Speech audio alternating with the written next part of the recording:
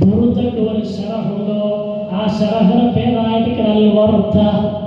ഇത് എന്തിനു ചെല്ലുന്നെങ്കിൽ എവിടെയെങ്കിലും കണ്ട നോട്ടീസിന് ചരിത്രമല്ല ഇത്. അൽ-വർദക്ക് ഒരു ശറഹുണ്ടോ, ഒരു വ്യാഖ്യാനമുണ്ടോ?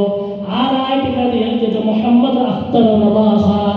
മുഹമ്മദ് അഖ്തർ റദാ ഖാൻ എന്ന മഹാൻ ബുറുദക്ക് ഒരു വ്യാഖ്യാനം എഴുതിയതിന്റെ പേര് വർദ.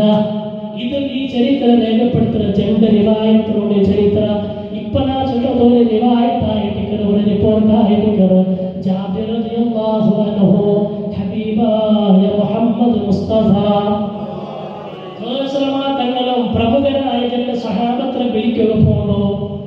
അപ്പൊ പിന്നായിട്ട് കേൾക്കുന്നത് എന്തുകൊണ്ട് നമുക്ക് ഇപ്പൊ അങ്ങനെ ആക്കണമെങ്കിൽ ഇപ്പൊ ഉസ്താദന്മാരെ വിളിക്കുമ്പോൾ ചിലപ്പോൾ ഔത്തരം എല്ലാവരും ഗതിപിടിയാവുക.